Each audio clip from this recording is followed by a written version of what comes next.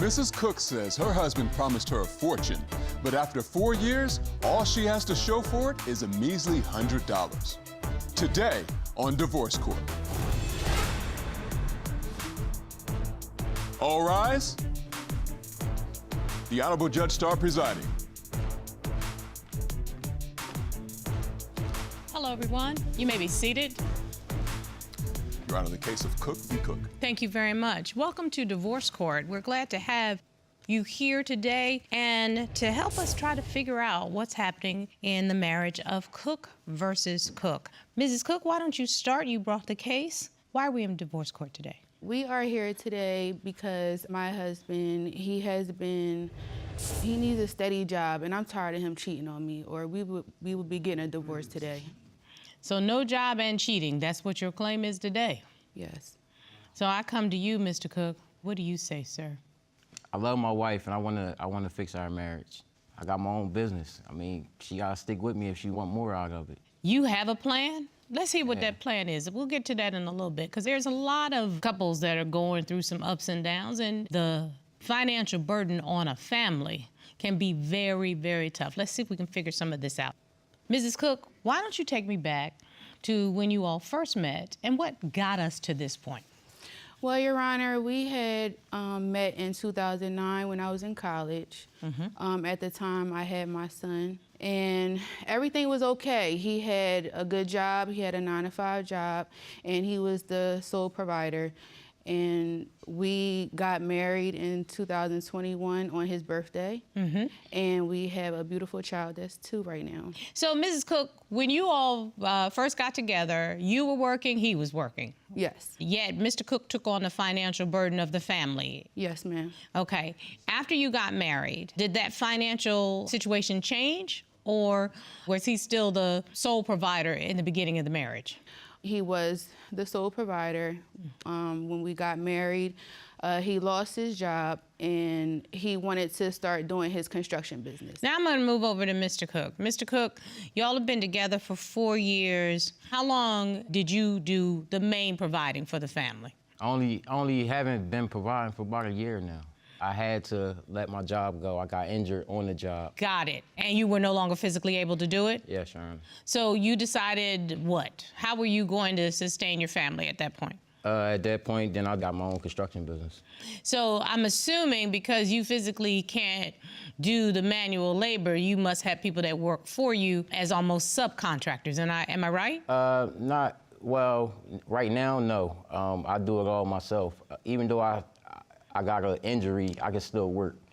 Okay, well, I'm trying to figure out where the problem is, Mrs. Cook, because as I understand it, according to my court papers, you are the breadwinner of the family now. Yes, I am, Your Honor, and I'm getting real fed up with it.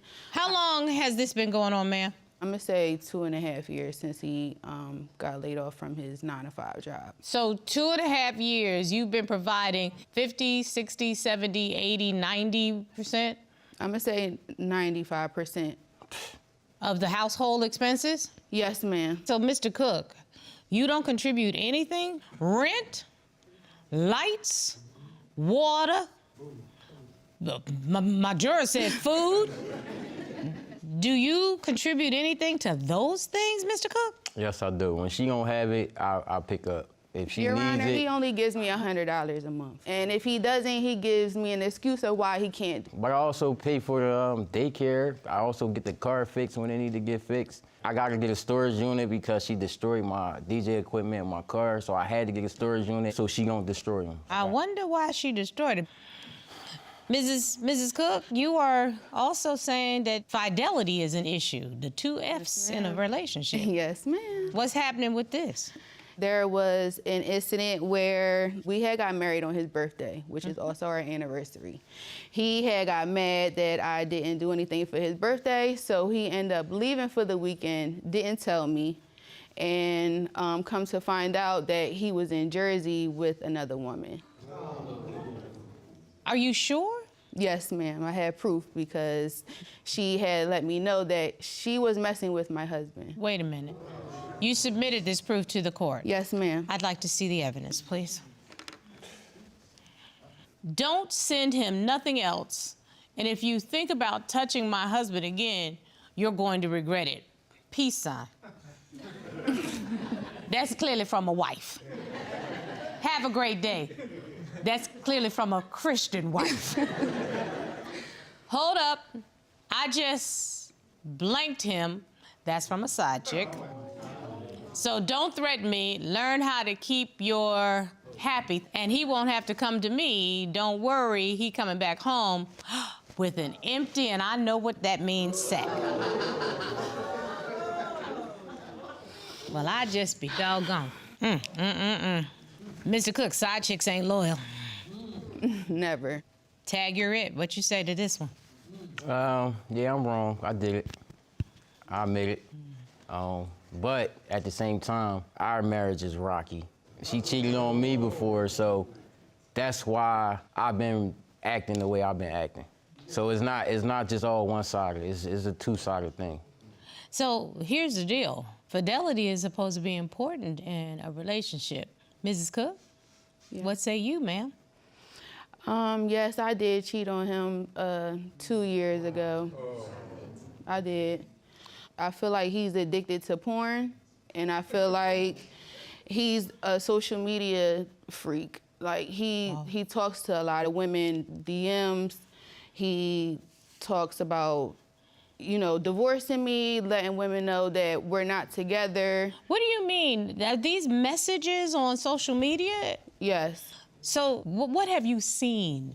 I have proof that he had talked to 2 different women on 2 different occasions where he said, I don't appreciate him, I don't show him that I love him, and he tells these women all the time that we're gonna get a divorce. Why do you say that, Mr. Cook? I think it's the truth. The reason why I treat my wife the way I'm treating her and I'm not paying bills is because 2 months after she had Lena, me and her got into an argument, and she came out and told me the truth. I don't think Lena yours.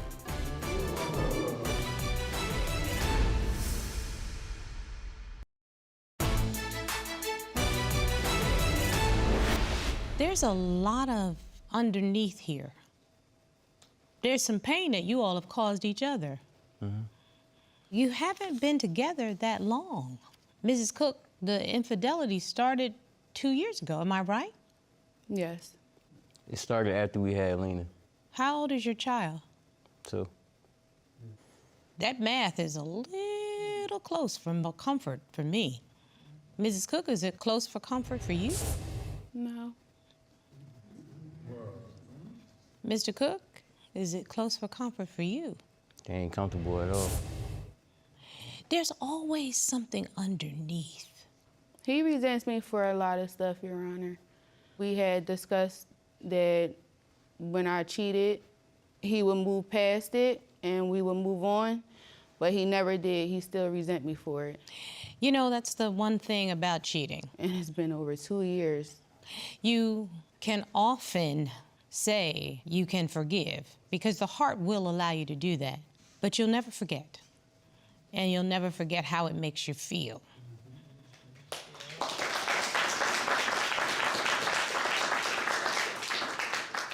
So, Mr. Cook, how long before or after did we have this situation with this woman in New Jersey? The reason why I treat my wife the way I'm treating her and I'm not paying bills is because 2 months after she had Lena, me and her got into an argument, and she came out and told me the truth. I don't think Lena yours. So ever since then, I feel less of a man because when I proposed to her, that was when she cheated on me, after I proposed to her. I could have kept that money in my pocket and went on about my business, but I didn't. I bought that ring and I proposed to her because that's something that I wanted to do as a man. After we was together for all those years and then we broke up, I went back home with my job, then I came back to find her. Once I found her, I was in a good position as far as life. I had a job, I had a house, I had my own car, I had everything myself. So I thought it was the right thing to do. Well, Your Honor, if he feel resentment and the reason why he's not paying bills and not taking care of us as a family, why is he even here? Why are we even married? I'm about to ask that question. Mr. Cook, I have to imagine that you finding out that your then fiance, now wife, was intimate with another man in and around the same time you were, and the baby came in and around 9 months after, you questioned the paternity of that child. Am I right, sir? Yes. Did you all ever find out whether or not the baby is biologically yours? Yes, we know the truth. Well, this is supposed to be a truthful space. She not. So for me to keep going, that's hard. That's hard to try to be a man and still try to provide. When I first got with Mariah, I gave her $40,000 to do whatever she wanted to do with it. I didn't care that I don't have no kids at all. I didn't care that if she had 20 kids. I didn't come back to marry her because of what before. I came back because I love her. That's somebody that I wanted to be with. I know that I want to be with her.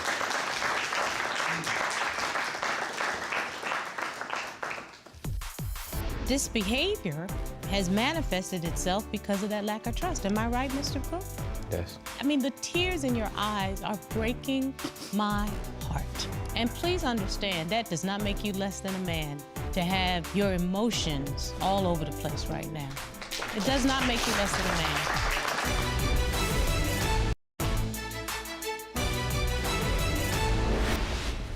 Mrs. Cook, Mr. Cook stepped up like in a big way. You came into court and you laid out a very compelling case of, quote, him not being the man, but in reality, he took on a burden that he didn't have to take on.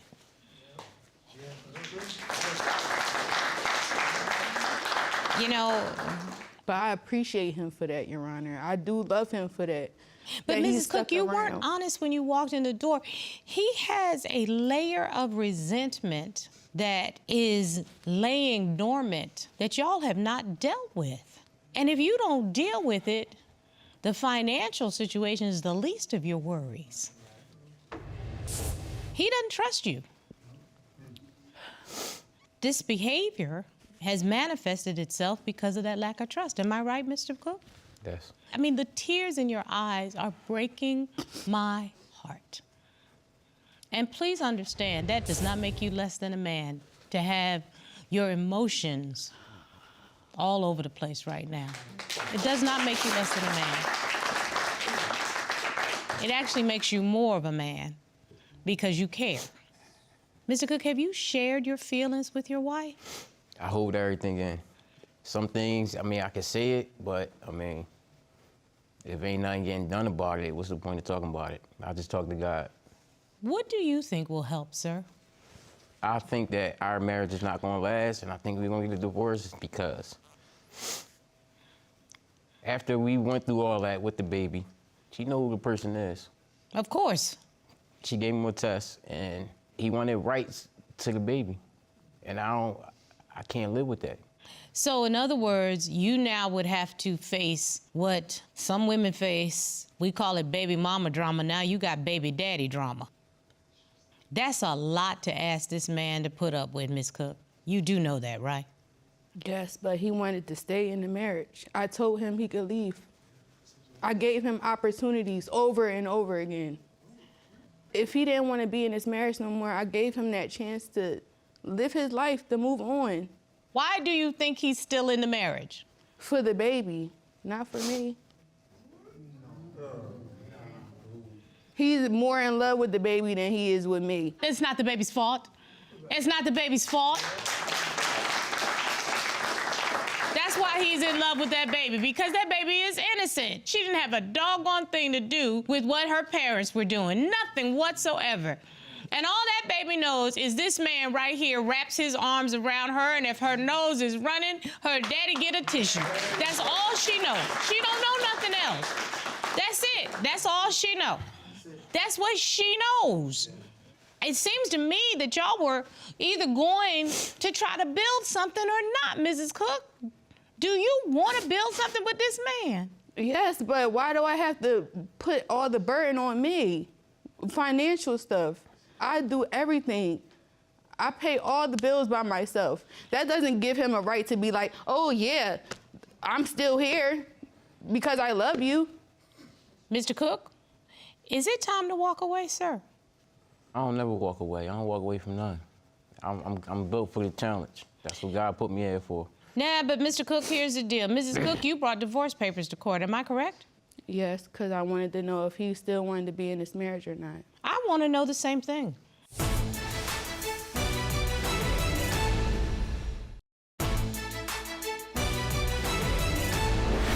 A marriage means a partnership, and there's a level of resentment between the two of you that the love of that baby girl is not enough to overcome.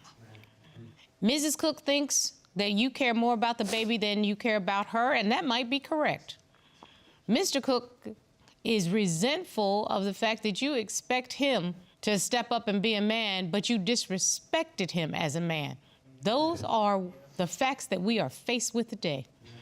And if you want this marriage to work, the two of you are going to have to get some outside counsel to help you navigate these very rough waters. Because that little girl deserves to have parents that love her and place her needs first and not your own selfish needs. That's what she deserves. Mr. Cook, can you do that? Yeah, I can do that.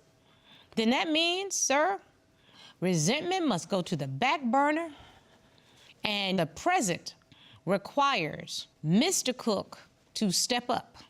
If you're willing to do that, then this marriage has a chance. If you're not, be honest, Mr. Cook, and you have every right to say, I can't do that, and don't worry about what your family thinks. You need to know what you're getting into, my dear. You need to know, and you don't have to take that burden on if that's not what you want. That does not diminish you. That does not diminish you. Can you do it? I can, but if she want a divorce, I'll give it to her. Mrs. Cook, you have your answer. Would you like me to serve those divorce papers?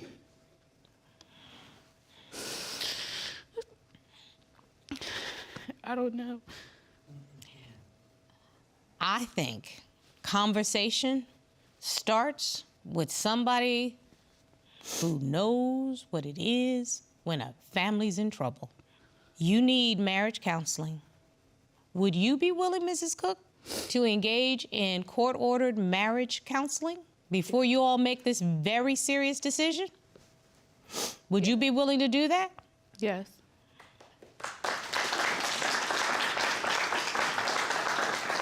Mr. Cook, would you be willing to do that? For sure. There are 6 people with stakes in this relationship, both of you and the 4 children. But it's very clear that the partnership ended a long time ago. I'd like to give you the opportunity to work with a therapist so that you all can learn to talk to each other. And you, Mrs. Cook, you have to take accountability for your actions. You brought this drama into the family. You both have not been faithful, but I think woman to woman, if you're going to fool around, you owe it to yourself and your partner to be as protected as possible so you don't trouble these waters. Yes, Your Honor. Everybody got to grow up in this one because there's some children that are involved. If you're not ready to cut this cord of this marriage, I'm ready to give you the help that you need. I usually say we're done when the case is concluded, but this case is not concluded. Y'all have a lot more work to do, but I'm ordering you to do the work. You have my verdict.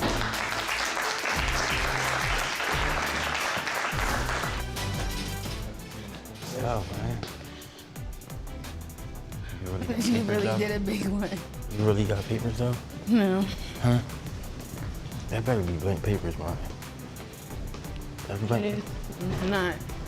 They not But blank? I can't believe it. Huh? They not blank papers. You really get one of these words?